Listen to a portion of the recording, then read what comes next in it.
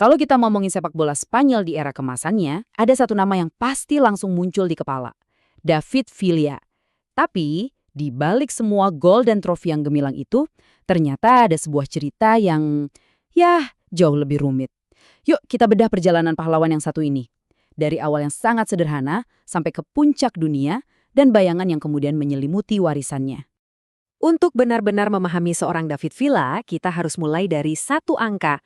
Cuma satu angka, tapi ini adalah fondasi dari semua legendanya di panggung internasional. Angka itu adalah 59. Iyap, 59 gol untuk tim nasional Spanyol. Ini bukan angka sembarangan. Ini yang menjadikan dia pahlawan nasional, striker paling tajam yang pernah dimiliki La Furia Roja. Tapi, kisah di balik angka ini, gimana dia bisa sampai di sana, dan apa yang terjadi setelahnya? Nah, itu dia yang bikin ceritanya jadi menarik. Jadi, untuk mengerti permainannya, kita harus mundur jauh ke belakang, ke masa kecilnya di Tuila, sebuah kota kecil di Spanyol yang hidupnya bergantung pada tambang batu bara. Ayahnya, Jose Manuel Villa, itu seorang penambang. Setiap hari dia masuk ke perut bumi, melihat langsung bahayanya, dan dia bersumpah dalam hati, anaknya harus punya kehidupan yang berbeda. Buat sang ayah, sepak bola itu bukan sekedar hobi, tapi tiket emas bagi David untuk keluar dari takdir sebagai penambang. Tapi, waktu umurnya baru 4 tahun, sebuah kecelakaan hampir menghancurkan semua mimpi itu. Kaki kanannya patah parah. Selama bulan-bulan dia cuma bisa terbaring di tempat tidur. Tapi, ayahnya nggak nyerah. Setiap hari, dia dengan sabar melatih kaki kiri David, satu-satunya kaki yang bebas. Ironisnya, justru dari tragedi inilah lahir senjata paling mematikan yang dia punya nanti. Semangat pantang menyerah kayak gini, meski badannya kecil, dia selalu nekat main sama anak-anak yang lebih besar, akhirnya bikin dia dapat julukan yang nempel terus sepanjang karirnya, El Guaje, yang artinya si bocah. Dan semangat si bocah itu, kalau di lapangan, artinya cuma satu hal, gol. Banyak banget gol di semua klub top Spanyol yang pernah dia bela. Mari kita lihat perjalanan gilanya ini. Karirnya di Spanyol itu luar biasa konsisten. Dia jadi legenda hidup di Valencia dengan 129 gol. Terus pindah ke Barcelona, dia menangin semua trofi impian. Dan yang paling krusial, dia bantu Atletico Madrid juara La Liga, sesuatu yang waktu itu rasanya mustahil. Kemanapun dia pergi, gol selalu ngikutin. Kalau di total semuanya, sepanjang karir profesionalnya, dia mencetak 438 gol.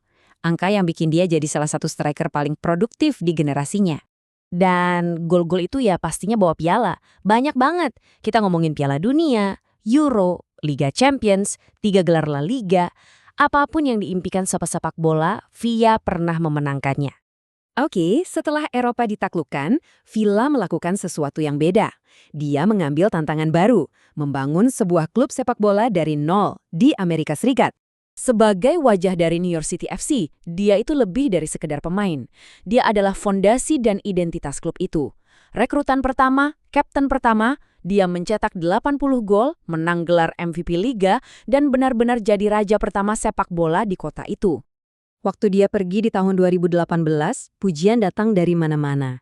Direktur olahraga klub, Claudio Reyna, bahkan bilang dia itu duta besar yang luar biasa dan legenda sejati.